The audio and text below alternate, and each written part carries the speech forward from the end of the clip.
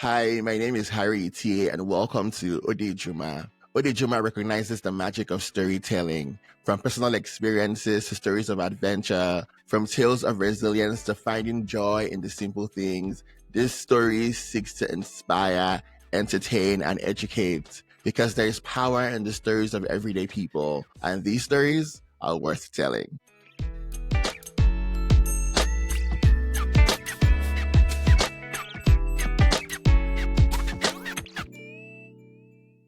Hey y'all, welcome to another exciting episode of Odejuma. I'm super excited. I'm on my guest today. I have known her for a while and she is just an amazing individual. I have with me Obii Ifejika. Hi Obii, how are you?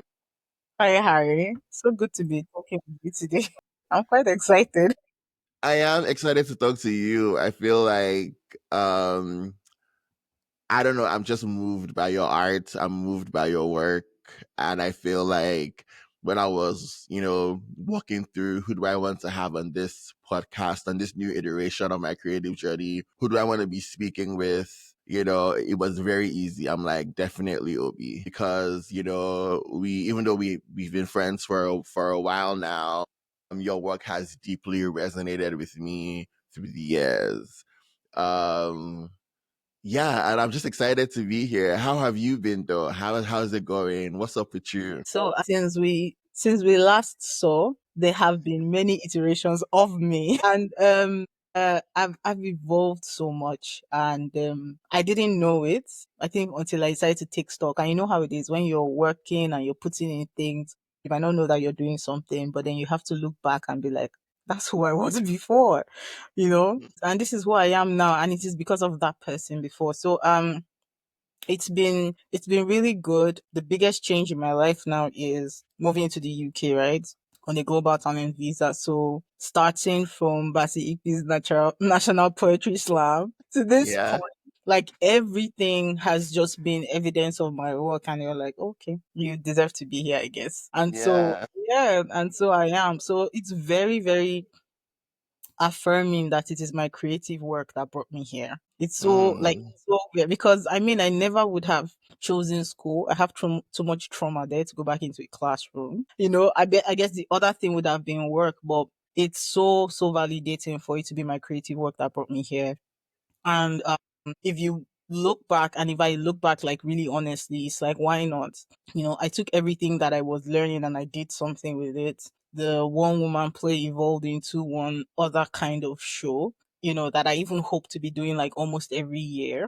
I've tried to involve myself in projects. I've tried to create opportunities for um other emerging poets as well as in Nigeria. And I come here and I'm okay saying like, okay, I could actually do the same thing here. So it's just always these moving pieces, and being a creative, it's never like I know that my work will evolve. I know that I'm going to do like really, cool things with it. I've just always been one of those people that kind of want to bring some people along for the ride. Maybe it's Mm-hmm. also in the way that I came into my work. Like people took me along for the ride, and I knew I was better for it. So that's what I'm also looking forward to as well. Yeah. And I'm just curious, like when you the the moment when you decided to start writing poetry, did you ever imagine that this was where your life was gonna end up? Never. In fact, there was no dream. Can I say something? So somebody asked me recently, like, how did your family feel about you, writing Like, did they ever try to stop your dream? Like, you came so far. It seems like somebody drove you. I said, I got this far on my sheer will alone. And it's not Mm. because my family didn't support me. They supported all the wins. They supported me because they saw the wins. Like it never occurred to them like, she's doing poetry, stop her, because I had a job. So I'm sure they felt like, okay, she's not actually throwing her life away. But every time they would hear about poetry, I would have achieved something. I won the poetry slam. I, traveled places. I did finding home. I went to Germany to do finding, like different things like that. You're going to the UK, it's poetry. So every time they've heard poetry, it's been something big. So they never needed to care enough to stop me because they've just been wins. And that's very interesting. I just realized that everything about my being here, everything about my getting to this point has really been by my sheer will. of like, Mm, I love this thing so much, I can't lose it. And I just keep mm, doing it and doing it. Like that was something when I realized that I really held it very strong because I'm like, I had no reason to hold on to poetry.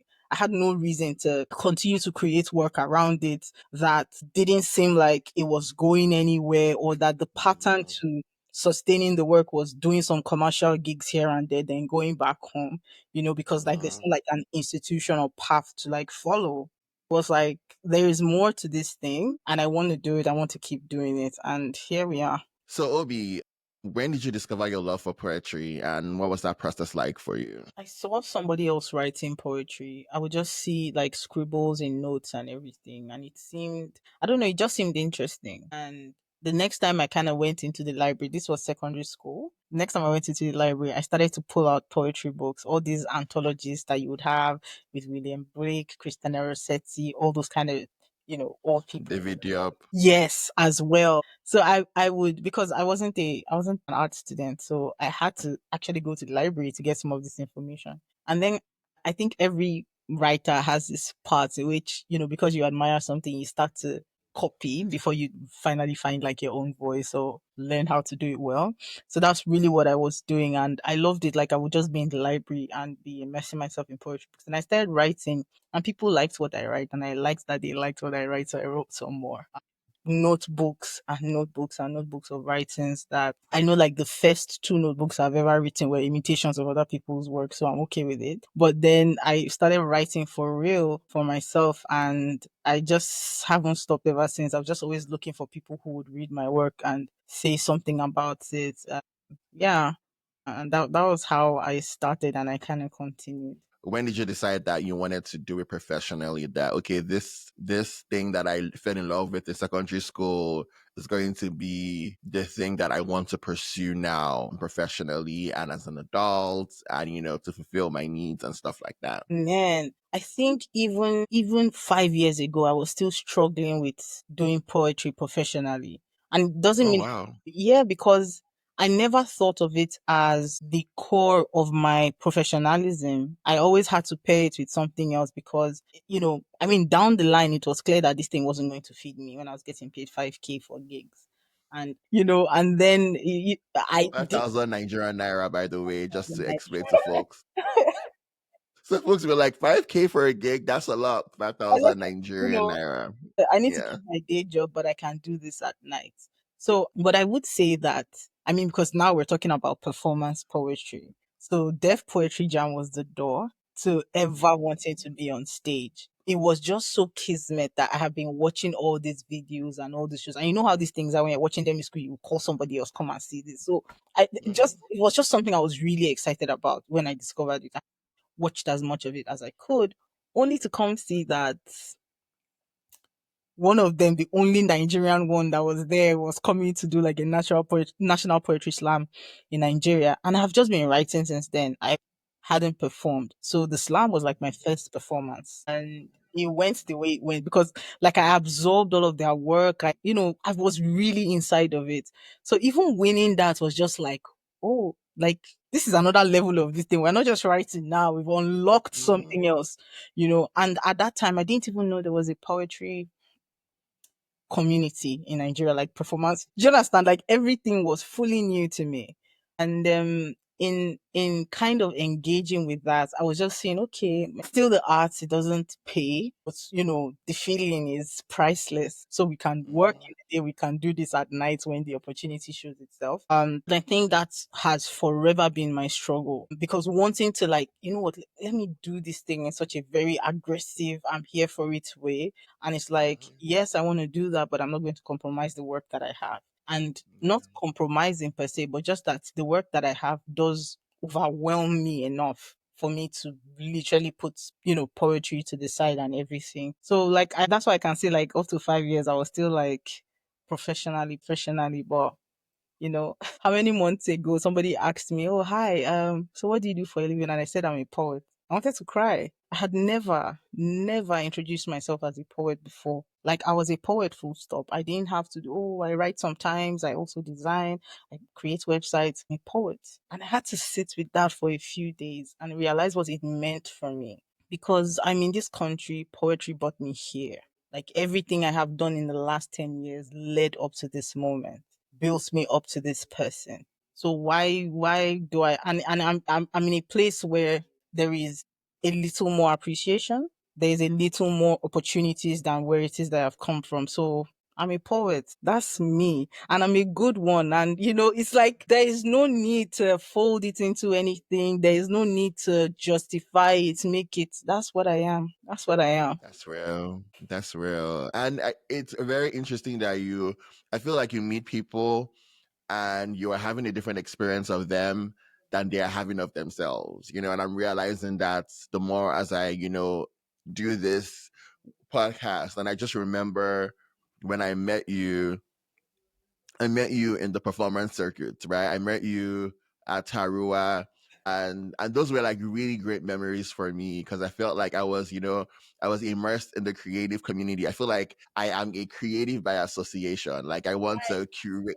Cause I want to curate the art, whether it's the poets, it's the singers, it's the rappers, it's the playwrights, the theater people. Like I want to be in that space, and we were in that space together in Nigeria with like Tarua and with like Lydia and all the great things that they were doing. And then if Paul with like the Lagos Poetry Festival and with like Finding Home that you referenced, and with Wana and Titi and all these amazing people. Very interesting to hear you say that throughout that period of time when you were doing this amazing work, you did a one woman show at the Lagos Theatre Festival. I was at yeah, the inaugural perform, the inaugural show. So it's just interesting to hear you say I that went there. you know, throughout that period in time, You didn't see yourself as a professional person, and that is very valid. I'm not trying to take that away from your know, experience, but I'm I just saying that like understand it. you know what I'm saying? I'm here being like, oh, this is an awesome creative who's just doing amazing work. I'm here like fawning over, like fangirling. You know what I'm saying? I remember I have a story. So God, this is interesting. One of the people that I dated in Nigeria, I remember, oh Lord, I remember your one woman show, Oh, okay. and I was going there and I met them on the way, and I was like, you have to come see this person. Me bring They're him. amazing, they're good. You have to come. And this was like my first time meeting them in person and engaging with them, and I dragged them to your show. So I'm just trying to let you know like the impact that you had or that you have always had, basically, But I hear what you're saying. I want to say something about that because this is crazy. I was doing a one woman show that was backed by the British Council, right? And I'm still telling you that maybe up to 5 years ago, I don't know about like fully being professional as a poet or fully embracing that title. And it wasn't because people couldn't call me a poet, but I needed you to know I was 10 other things so that you would find some value in me as a person. Like I was putting out all of this work. I was working and associated with like so many amazing people that were doing other amazing things. But I needed you to know I was 10 other things apart from just being, I'm not just a poet or I'm like this, that. So it's really interesting. Like you said, like people, you could be seeing people through one eye and they're having like a completely different experience with what it is that is going through them. But I think I'm just glad that I'm here, and I'm able to be here because I think I could still be in Nigeria and have that same impression of myself.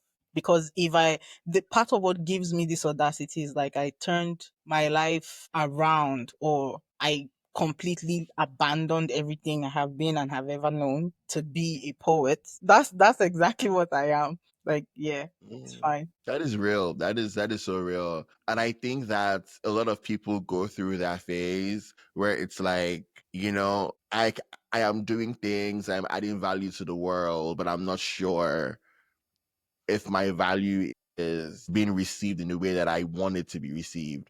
And so when we are in that space where we are a little bit unsure, we tend to have those moments where we have to add layer upon layer of the things Mhm. that we do. And so Yeah. that people can be like, oh, I am not just a hairdresser, but I also work at the bank and I also style on the side. You know what I'm saying? And I feel like I'm just really happy that you've been able to fully sit in your power now, because now you are a poet, and you are part of a mentorship program, a very highly sought after mentorship program, with 100 of applicants trying to get in, and you got in, being like the only Black African woman in that experience, right? Talk to us about that.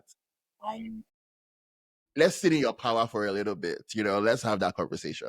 I was it's still crazy to me, right? Because this program you're talking about is being uh hosted, I don't know if that's the right language, by Nine Arch Press here in the UK. And it's called like a Dynamo. I'm like I'm what you call me now is like a Dynamo mentee, like I'm a Dynamo poet. And what it means is 18 months of mentorship, support and guidance from them, whether you're trying to create like a body of work or whatever. Take you as an early stage poet who lives, works and studies in the UK, to whatever it is you're trying to do, publishing, contemporary poetry, just in general. And when I got this, I was like, I never get picked for stuff. What do you mean? Like, I have gotten into this program. So it was very empowering to be part of something like this, to be the only African in the mix. It's like, I was asking myself, what did I write? What did I write that, got me picked? But it's one of those things where it's like, you know what? It's my time. I've worked for this thing. I've built myself up. I've managed my platforms. I have continued to write and continue to share my work. And the work itself, I am always thinking of ways to improve it. So why wouldn't a mentorship program feel like this is the person they want to help take to the next level? Like it is something so incredible, and to also be in that lineup of women who I've just like gotten a peek of some of the work that they've been doing, and it elevates it even more for me. Like, these are the people I'm in the midst of. Very yes, thank you. And how would you say that your work is changing being in this program? Like, what are the visible changes you're seeing to how you approach your art right now? So, everything about my process as a poet is I did not go to school for poetry. I got into a library, I started studying, and I never stopped. So, I always say something like I wanted to move from kind of self-taught to like well taught. And with the program, I am paired with like a mentor who is like, what do you want to do? What are some of the things that, if I'm giving you 40 minutes right now, what is that thing that you're going to step up to the stage to do, or like you want to write about? And it allows you just be in a space where you're like, I'm in a place where anything is possible. Like, do you understand? I don't have to write one kind of story. I don't have to explore one kind of narrative. So being in this program just opens that. I know it's like cliche or something. It's not just opportunities now. It's like you can think differently and it's okay. You can like be more daring with what it is that you would have written. You don't need to confine yourself into the things that you've taught yourself all this while. Like, there's so much more. Like, one of the things they had done recently was share some books. Do you understand? Because it's not like I've not been reading before, but now is like, okay, now that you're trying to read to create your own work, what about this thing, says something to you? And then working with Yeah. like such a mentor that has gone through all the paths that I have gone through is very, very like somebody's holding my hand through this entire process to see how I can be on the other side of it. It feels very like it's one of the greatest things about my time here so far. I really Mm, enjoy it. And they always tell me like whenever you're putting yourself forward for something, whenever you're doing anything, always mention that you're a dynamo poet. Like, it's going to like mm, unlock some doors, and that also like, so this is even this powerful. I'm very yeah. grateful for it, and I just want to make sure that I'm taking full advantage, right? And Yeah. as possible. What is taking full advantage looking like for you in this moment? What are like some of the things that you are doing, or you want to, or you're hoping to do right now with this platform that you have currently? I think right now all I'm doing is making my mentor's job difficult because he's trying to get me to like, Obi, can we narrow down to some things? And I'm like, sir, I want to do everything. I want to do this. I want to do that. No, no, we can't do like two. So I'm making his job difficult, but I think it's also in a good way because what he can tell me is that, okay, you know what, you will do this, but we will shelf this for after. And you take off these things first because that energy of anything is possible. when you settle into it, you don't even sleep the same. You don't Mm-hmm. sleep the same. You don't think the same. You don't wake up the same. It's like you want to do something and like, let's change how we think about that, because why? Anything is Yeah. possible now with this project. So with working in it, I don't have to say I'm just working on a book or I'm just working on a performance. I'm actually doing both at the same time. So I could be telling you like in the next year, because it's for 18 months, which even before then, like, oh, in the next year, you could probably see like a production from me. At the same time, my book that everybody has been beating me about might be on its way, or or at least will start having legs. So I can come out of this thing with a fullness, to validate all the stuff that is in my head. Like there's a place for them to go. That feels really great. That's real. That's real. I like that. I like that. Are you ever gonna do Swallow again? Do you think that there's a possibility for that? I know I will do Swallow again. I know I will do Swallow. I'll probably do it with the same poster. I love that. But I feel like I probably wouldn't even jump in the gun. Can we tell the audience what Swallow is? So Swallow is a one woman show I had written. It was commissioned by the British Council for Lagos Theatre Festival in 2019. It's a one woman show where I play eight characters. And the premise of Swallow is that, it was on this idea and just the reality that I understand, which is, women are often taught to be silent, to be quiet. And it's not just in the literal way of don't speak up, it's also in the things that concern or quiet women. It always needs to be hidden, never said too loud. So that's like the full concept of Swallow. And so I play eight characters, from a 15-year-old child even to a woman, a widow who's lost her husband. So I explore things of teenage pregnancy, all these barbaric rites of widowhood and pregnancy. And it gets really light. It's not, because everything isn't a tragedy, right? So there's a narrative there about a woman who's okay. I don't know if it's great for the podcast. Yeah, I'm just saying like there are light and fun stories within it as well. And so yeah, I play eight characters on stage and I use like different elements on the stage to like change to each character, because I never actually leave the stage. And it was such a beautiful experience for me when I did this in 2019. I'm just like, I have to do it again. So I always know that I will do Swallow again. I just know that, I'm a different person than I was then. And there are more stories that I want to tell and share right now. So I'm looking forward to what that will look like with everything that I know. I think the more I wait to do it, the more difficult it becomes to do it, because I'm like, no, this story, no, this story, no, that story. So Mm-hmm. I think I will save that problem for my mentor. Yeah, and I feel like just the work is amazing. The work is beautiful. Your work is it feels like a hug.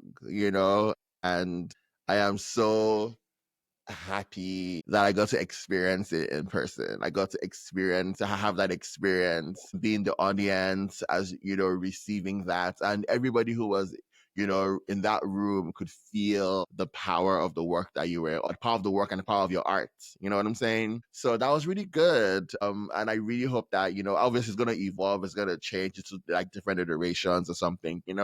Yeah, I think that there's room for that. Do Yeah, you feel yeah. No, go ahead. did you want to say something? No, I'm gonna say like even with like Swallow, then I remember when you do something like that, you're wondering like, have I actually, has it gone somewhere? Because you want that validation from somebody other than yourself.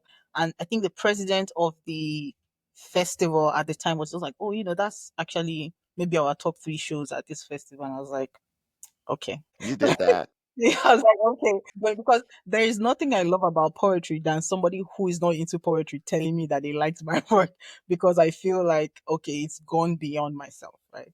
Yeah. Yeah. Yeah, that is very real.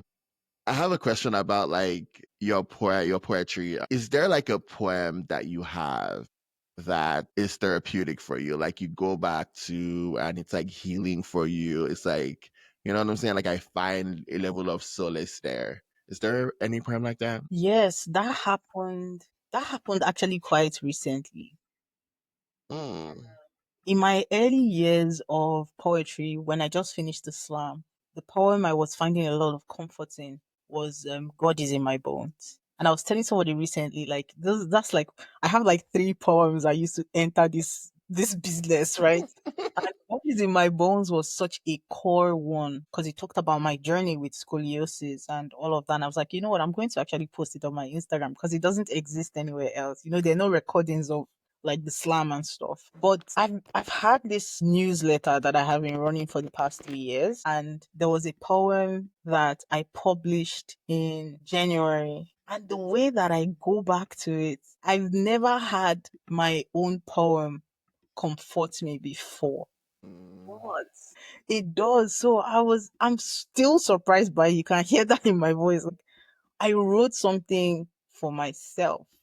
And my newsletter is actually, I write from prompts. So I'm either writing like a poem this week, next week it might be like a story. So it coming out at all, without me thinking too much is almost like, it's like it must be true, So yeah, I do have it. I'm going to find it for you right now. Yeah, and the newsletter is Sober Sundays. I would link it in the description for folks so they can subscribe. It's powerful. Every Sunday I get it, and if you know how to, work an RSS feed, you can actually get it on like Apple Podcast or something. So like just comes as a podcast.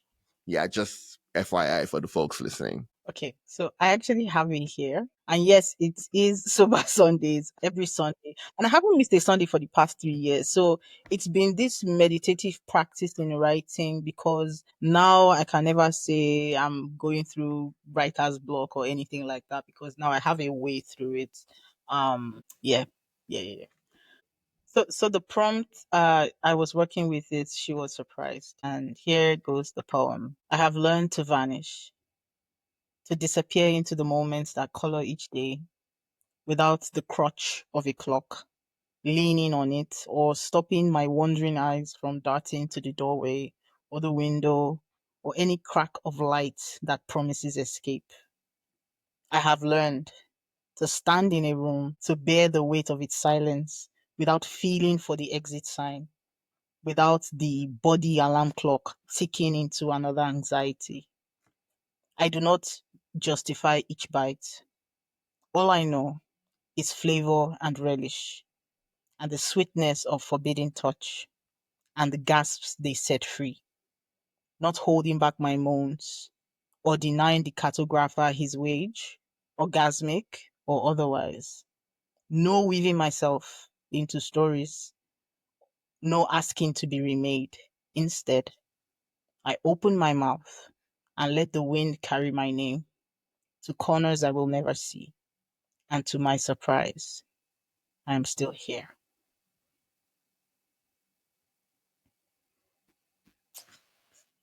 That was beautiful, Obi.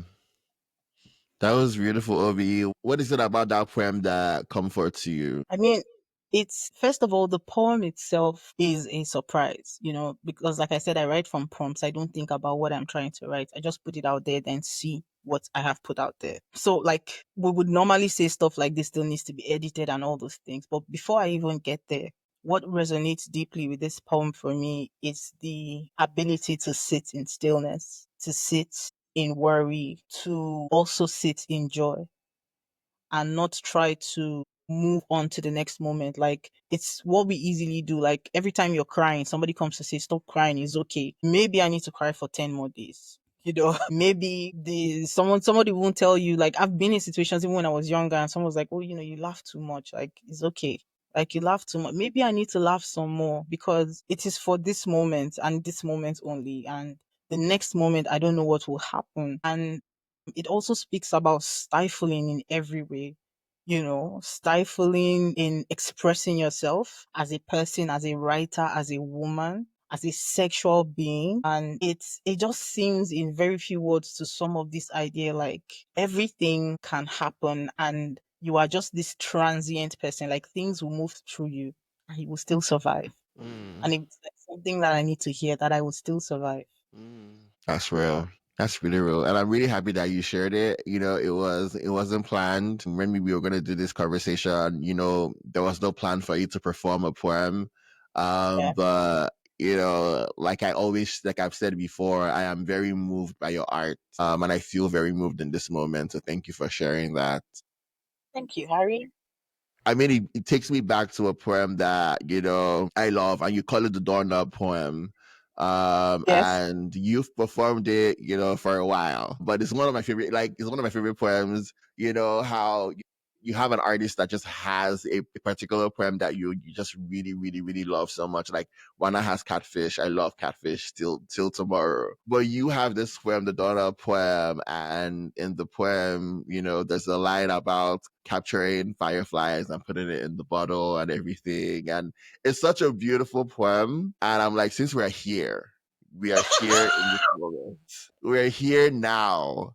And you've done one, Oh, you know, by off the cuff, wasn't planned. You decided that, okay, fine, I want to give this people listening a taste of the Obi magic. I would like to ask kindly if you would like to share that poem oh, with folks. And you don't have to. You have free will. You have HS to be like, nope, subscribe to the newsletter if you want to hear it, or, you know, wait till the book comes out. But yeah, I feel like that is a poem I feel like everybody needs to hear. It's interesting you said that because when I got here to the UK, the first circuit of performances I was making, I was using that poem. I felt like it was one poem, like, no matter what I was doing, it connected me straight back into my humanity. And, I would be in the moment of it. Like, it's a poem that holds me until it sets me free. So I felt like, okay, if I had to show up like my best self here,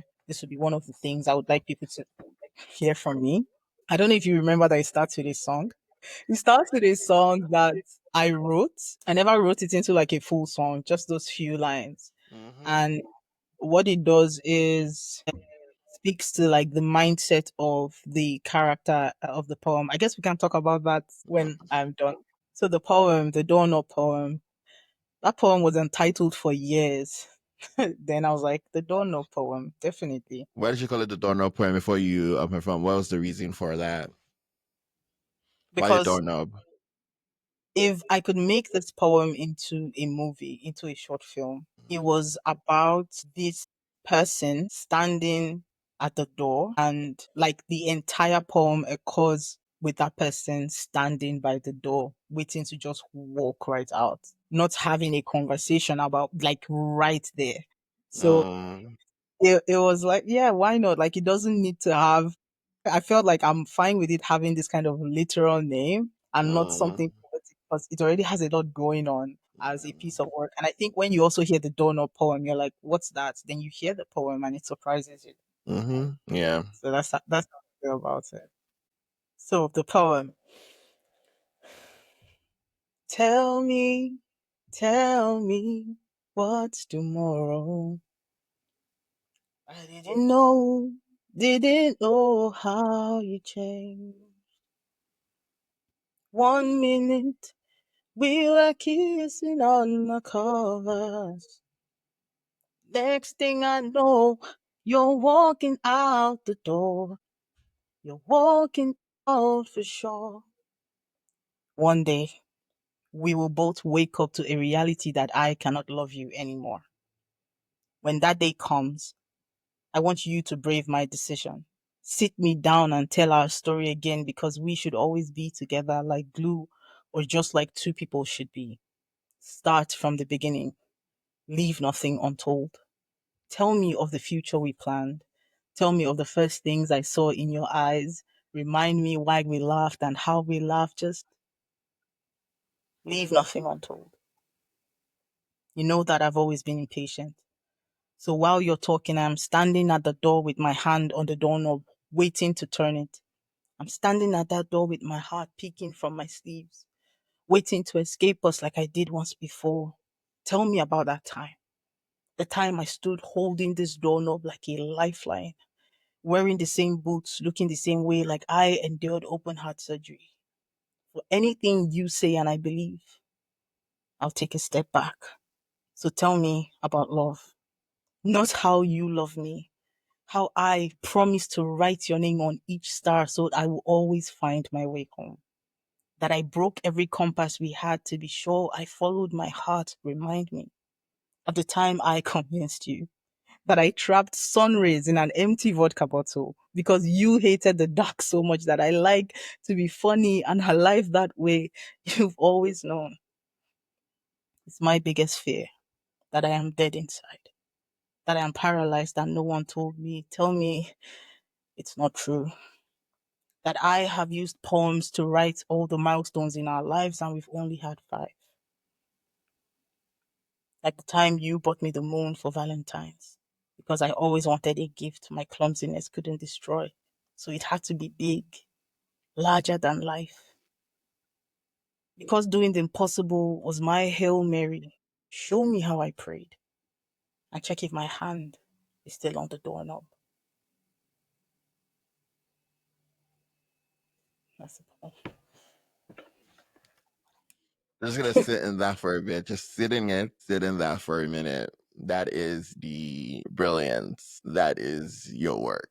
Everybody has been in that space before and everybody connects, which is why it resonates so much, which is why I've heard it so many times and it still feels like I'm hearing it for the first time. The same feeling of connection to an artwork. It's very irreplaceable. There is nothing like it when you hear something so beautiful and you just connect instantly, and that is your work. That is your work, Obi. Harry, I mean, this is what I was saying about the poem. Like, even as the person who is reading it, I respect this poem to hold me in and just keep me there. When I did something else with the British Council recently, just like roughly a year ago, is I created a show from what I decided were it was all about love. Now, about the different chapters of what it was, and I was doing my research. So we have the part where you start falling in love, when things get conflict, when there is like, there's conflict and issues and there's like a resolution to it. And then there's all these other familial kinds of love, right? Friendship. And I wanted to write about each of them in chapters. And I called it Lovers and Others. And the British Council supported the show. And I put it together with, poetry. And I used nostalgic music to move it from chapter to chapter. And I still featured like this poem in. The musician I was working with sang the poem. Like the music part of it, like he sang that part, and it was so surreal hearing somebody else because I've always had to do that myself. Hearing it from somebody else, like feeling like a real song. I was just in that moment with him, like I forgot that I was going to lead in with the poem itself because the way the song comes across is just to basically say, okay, Mhm. this is what we're thinking about. There's a friend of mine that said, Obi, please, why do you keep singing this song? You can't sing. I said, that's not the point of it. It's not really about my voice. There is a broken person in this poem that is singing. That they have to sing at all is the conversation. It's not, Mm. it's not about a showcase. I'm a poet. I'm not confused about that. So yeah, I really respect this piece of work. Yeah, and I mean, I was talking to you now about why it's called the Donald poem, and so now I'm thinking about making it into a film. So here we are. So, I feel like we get our inspirations in different ways, and I'm happy you feel inspired to do a film from it, a short film from it. That would be very powerful, also. And I'm also just very thankful that you share your art, willingly and voluntarily for people to experience. And you did that on this podcast, and I really appreciate that. So, thank you. No, I'm always down for that because you never know why. Mm, You never know why. It's not like, what am I saving it for? Do you understand? What mm, am I saving it for? You never know why. I'd been doing these things where I would share, like, I go to open mic events. And because, like, imagine all the open mics I went to in February, for example, I did this poem. So all of them, like, maybe somebody helped me record myself and I had to put that up on social media. It's like putting the same video of myself in different t shirts, right?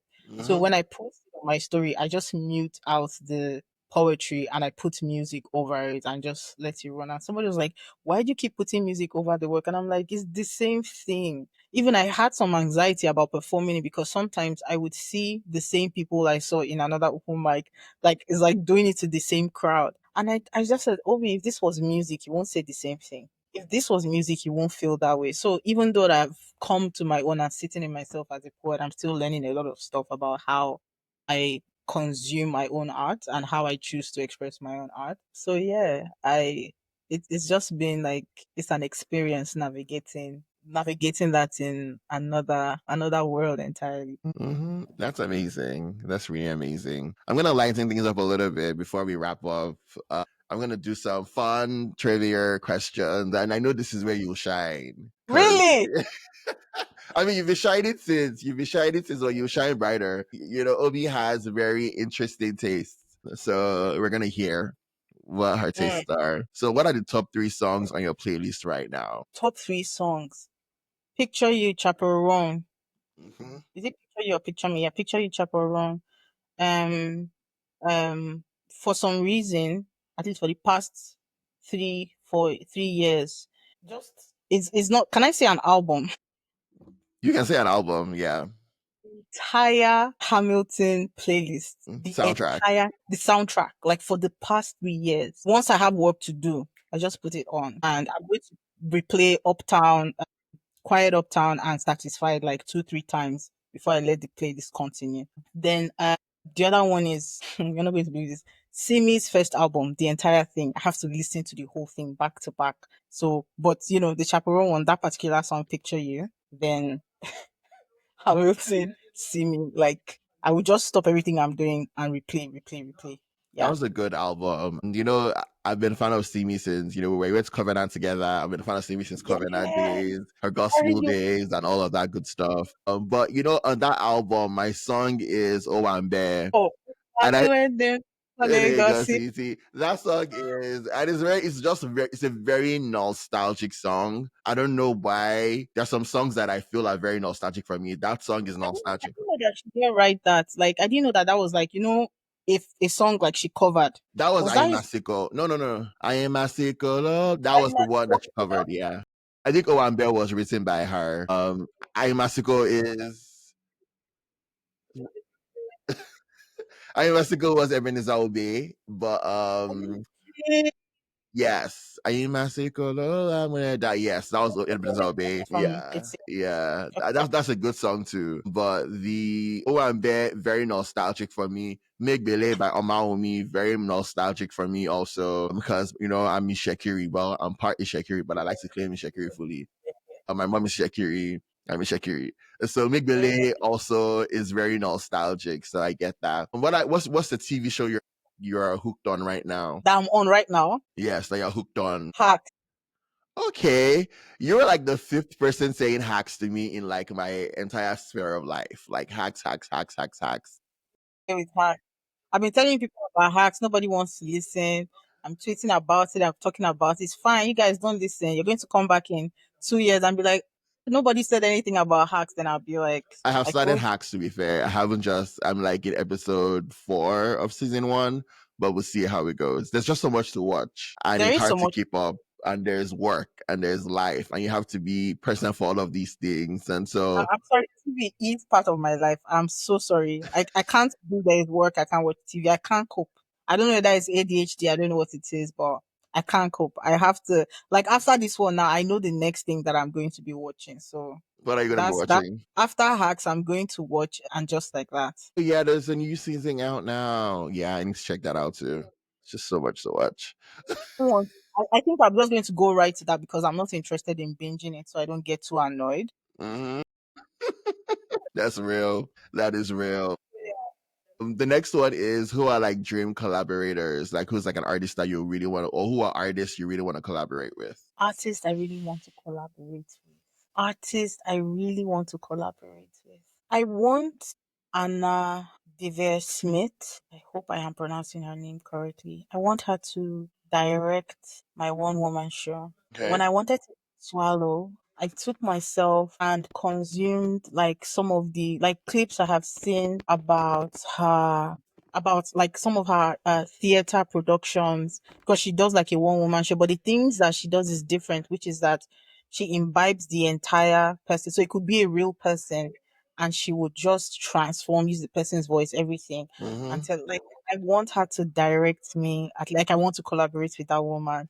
I don't know how it's going to happen, but I've as far as I'm concerned, I've followed her from Nigeria, so I'm Mm-hmm. closer to her now, as much as possible. I mean, Mm-hmm. her in, I think, Nurse Jackie. She showed up in after Blackish. What was that one? Mixedish. She was the Yeah. mom stage as well. But like none of the work she kind of does as an actress follows through with what she does on stage as a playwright. And so like she's one person that I don't need to think too much. I don't know the other person I'll have to think. Yeah. And she could be the only person you want to collaborate with, and that's okay too, in this moment in time I, in your because I journey. don't have it. I have this. I don't have a vision of what it is, but I can imagine what collaborating have like the kind of work to be so sick. Mm-hmm. Mm-hmm. From your lips to God's ears, it will happen. It will Everybody happen. will check out her if they want to understand what I'm saying about this woman. She has a TED talk. She does some of her stuff on that TED talk. It's Anna Devere Smith. Yeah. I'll put it in the description so folks can check it out and folks can see what you're talking about. Where is a dream destination for you? Where you want to go? Where do you want to go to like unwind, or when people say, "Oh, I want to travel to the shores of wherever so I can write by the waters." Do you have a place like that, or do you just have a place you want to just go to and just like chill and just unwind from everything? I want to go to Vietnam. I've always loved Asian culture. Yeah, definitely Vietnam. I just like Asian culture. So Vietnam has been like in my mind for the longest time. It's like an easy choice. Okay, cool. And finally, what is your guilty pleasure? See, TV shows. I will not apologize for watching them for like I having a television. I don't know if it's actually having a physical. Okay, yeah, it's not just having a physical television, but being able to watch like TV shows. I like that I can get like fully immersed in another world. Like I am inside of it. That's why I miss all these other shows we used to have that like 24 episodes and everything where each character is fleshed out to their own arc and all those things. Like they're a lot of fun because you could be watching the whole show and the reason why you like somebody is not just because of how they look or something that they dress like Mm-hmm. story and you're cutting onto it. I was talking about Mad Men the other day. I was like, we're not going to see anything like Mad Men again, where each character had like a story. Like we would follow sometimes, we would follow like John Hamm sometimes, and it was really really cool to see something like that. So Even old Grey's Anatomy, was that way. Grey's Anatomy was our thing, man. Like even yeah, Grey's Anatomy was that way as well. But it still had this whole. I mean, of course, they will still focus on like one person, which is like Meredith and stuff. But yeah, I don't even feel guilty about it. I'm not even apologetic about it. Well, Obi, the final question is, what do you want your art to be, the legacy of your art to be like in like the next 20 years, 30 years? How do you want your art to impact the people? That's a simple one. The way I discovered poetry was going to the library, poring over these books, discarding my own education, and poring over these books and reading them and just really finding a lot of like my brain opened up in a different way and I knew even then that I wanted my poetry to be read in schools. I wanted the which is why like when people are like, Obi, your book has not come out and all those things, like I know what that book will be. I want my work to be so alive that years after they're debating it, they're writing theses about it, they're having conversations about it, is moving through the world in different ways. They're tearing it apart, saying they hate it.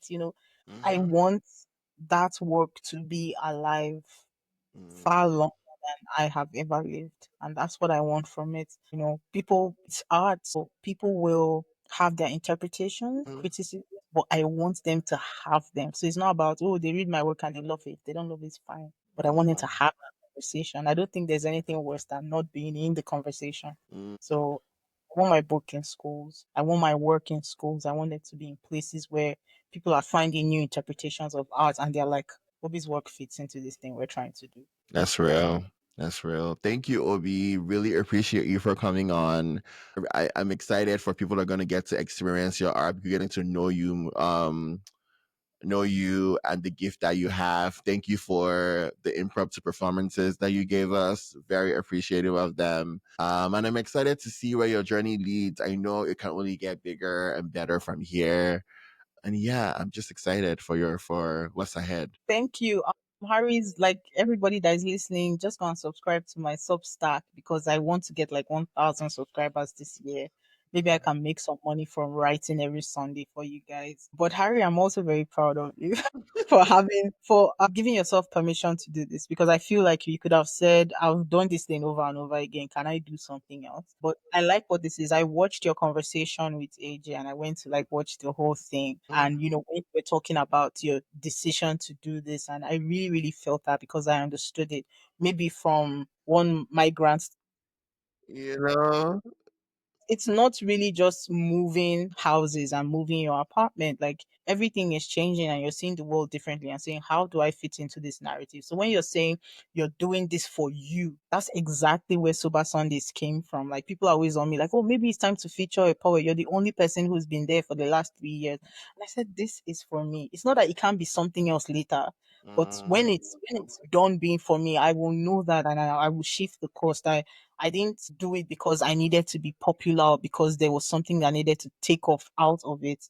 There was I did it because it felt like breathing, right? This was what I mm, needed at one time. So I'm very proud of you for taking this on in such a special way and having the conversations you want to have. It's really special that you can always tell yourself, I'm doing this, and you do it. yeah. Thank you. I really appreciate that. Thank you so much. And of course, we're going to keep connecting. We Always. always, everywhere we can connect, we will connect for sure. But yeah, thank you all for watching. If you watched on YouTube or if you're listening on your Spotify, Apple Podcasts, wherever you're listening, really appreciate you. Thank you. Odejuma.